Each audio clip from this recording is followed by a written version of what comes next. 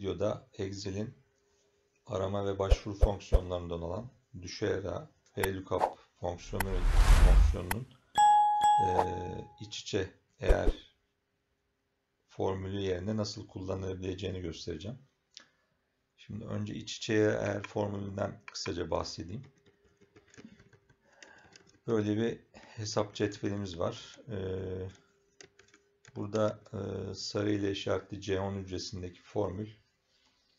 Şöyle formül metniyle de gösteriyorum.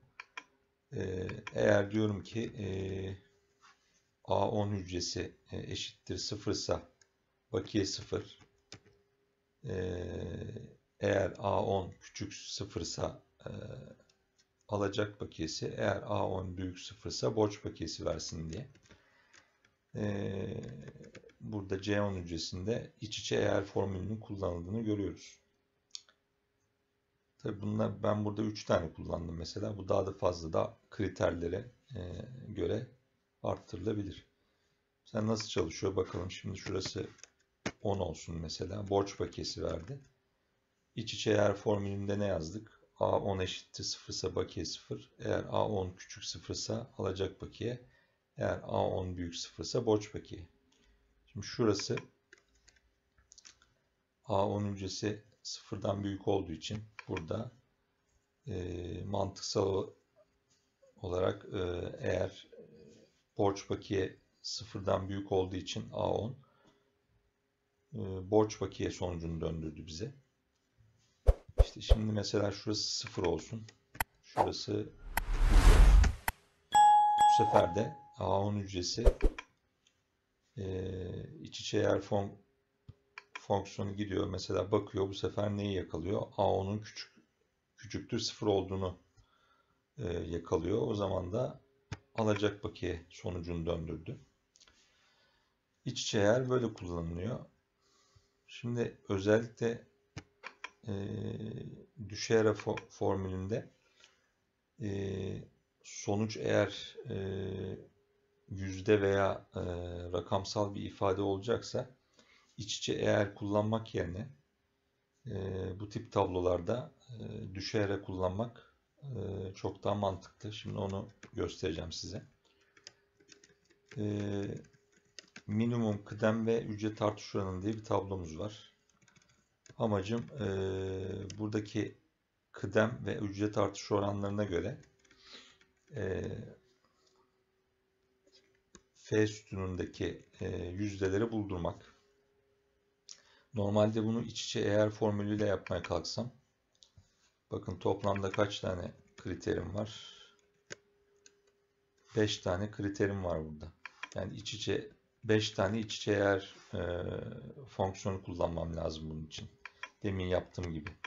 İşte eğer kıdemi şuysa işte git onu %30 ile çarp. Kıdemi eğer şuysa git %35 ile çarp gibi. İç içe böyle 5 tane eğer kullanmak gerekecek. Yani bunun 5 kriter değil de çok daha uzun olduğunu düşünün bu tablonun.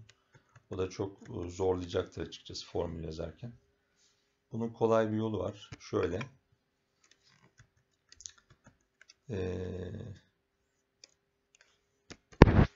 Hemen formülümüzü tekrardan yazalım. Şimdi diyoruz ki eşittir düşera. Şöyle şu tablomuz şurada kalsın. Şu yazımız tablomuz. Oradan yazarken formülü görelim. Evet, düşera dedik. Aranan değer. Neyi arıyoruz? İşte kıdemi 1 yılmış. Mesela bu çalışanın noktalı virgül tablo dizisi. Tablo dizim B4 ile C8 arası olacağı için şöyle mouse'u seçtim. F4'te basaraktan sabitledim. Çünkü sabit olacak. Aşağı çektiğimiz zaman bu tablo değişmeyecek. Şimdi noktalı virgül tekrar sütun indiş sayısı soruyor bize. Biz ücret artış oranını getirmek istiyoruz. Kaçıncı sütun? Bizim tablomuzda ikinci sütun. O yüzden 2'yi seçiyorum. Yine noktalı virgül. Şimdi buraya dikkat. Şurada da yazdım. Sondaki 1 doğru, yani yaklaşık eşleşme parametresi kullanılmalı diye. Burada şöyle diyelim. Doğru da diyebiliriz. 1 de yazabiliriz. Yani ikisi de olur. Şöyle 1 yazayım. Doğru, yani yaklaşık eşleşmeyi seçmemiz lazım buradaki. Yoksa yok hatası alırız zaten. Bakın gördüğünüz gibi bunun %30 sonucunu buldum. Aşağı çektim. Ve tablomda çalışanların kıdemlerine göre almaları gerekli ücret zamlarını bu şekilde iç içe eğer kullanmadan getirmiş oldum. İşte mesela şurada tekrar niye 1 yazıyoruz? Yaklaşık eşleşme alıyor. Şurada 0 yazsak yok hatası verecek. Onu da şuradan göstereyim. Şöyle fonksiyon kısmında. Bu 0 şey demek, tam eşleşme yapıyor. Yani tam neyse onu buluyor. Eğer bulamazsa yok hatası veriyor. O yüzden burada 1 yazmamızın sebebi yaklaşık eşleşme verip tabloyu ona göre değerlendirmesi formülün. Dediğim gibi bu iç içe eğer kullanmak yerine bu tip rakamsal ve yüzdesel tablolarda Düşeyran'ın bu versiyonu, bu yöntemi, hani yaklaşık eşleşme olarak